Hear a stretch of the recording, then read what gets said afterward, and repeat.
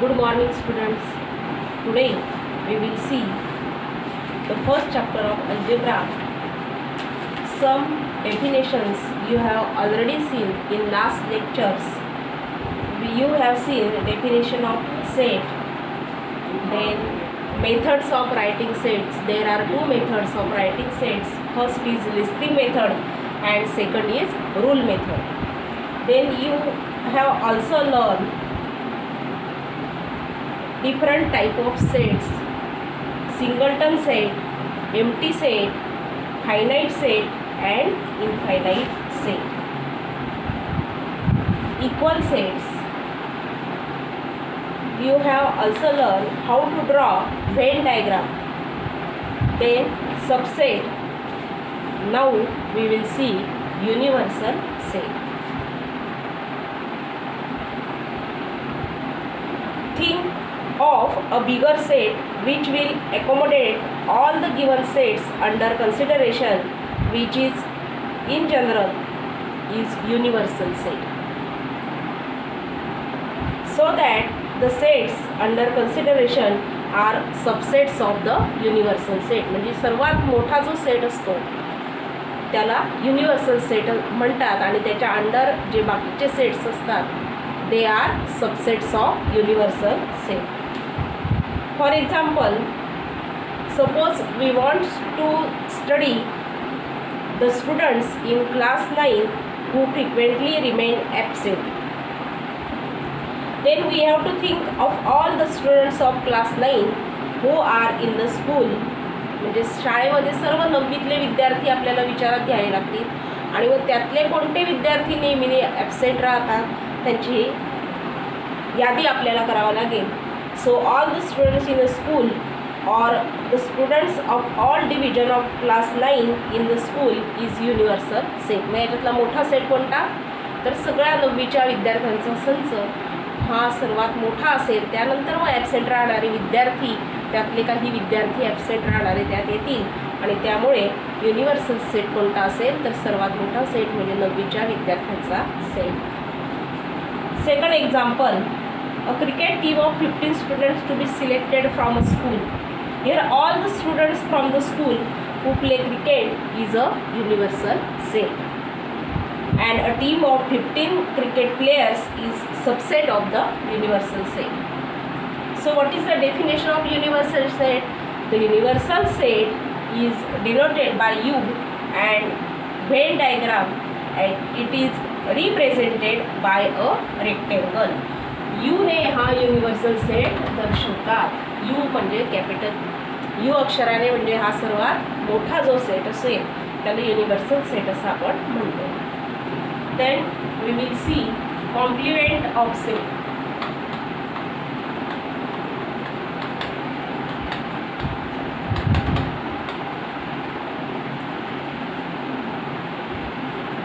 Suppose U is the universal set and B is subset of U.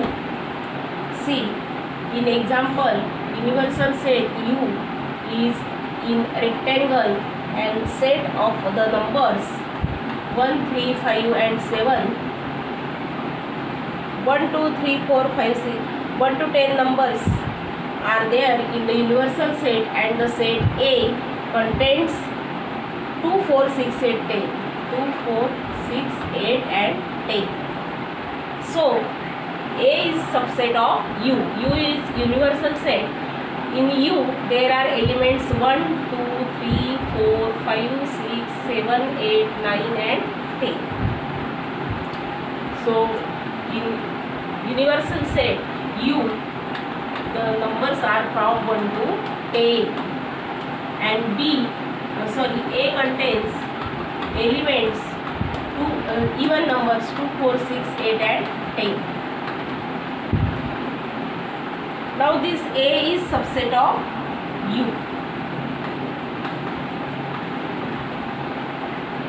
and complement means the set elements in U which are not in A are in complement of the set A.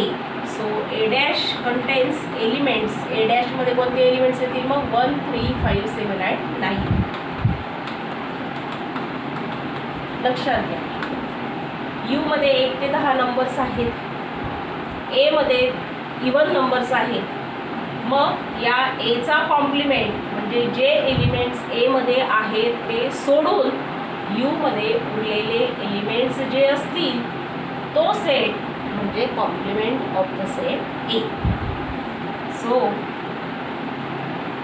This is universal set U, this is A and remaining elements are in A complement A dash असं त्याचं वाचन आपण करू. Complement दुसरं उदाहरण तुम्हाला पुस्तकामध्ये आणखी एक दिलेलं आहे, ते उदाहरण सुद्धा तुम्ही वहीमध्ये लिहायचं आहे. दोनदा जर कॉम्प्लिमेंट घेतला तर ए डॅशचा मी पुन्हा कॉम्प्लिमेंट घेतला तर काय मिळेल मला, ए डॅश डॅश. म्हणजे या संचाचा पुन्हा कॉम्प्लिमेंट घेतला तर 1 3 5 7 9 हे एलिमेंट सोडून यू मध्ये जे एलिमेंट्स उरलेले आहेत त्याचा संच म्हणजे कोणते एलिमेंट्स येतील 2 4 6 8 अँड 10. म्हणजे complement of a complement is the set itself.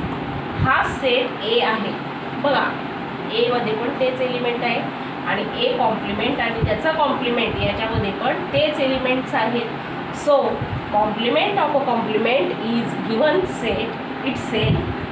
हे वाक्य त्या ठिकाणी बोल्ड लेटरमध्ये तुम्हाला पुस्तकात लिहिलेलं दिसेल. Complement of a complement is the given set itself. मग याच्या प्रॉपर्टीज काय काय आहेत. द फर्स्ट प्रॉपर्टी आहे no element are common in A and A dash. बघा हा सेट ए आहे आणि हा सेट ए डॅश आहे. याच्यामध्ये एक तरी एलिमेंट तुम्हाला कॉमन दिसतोय का, नाही.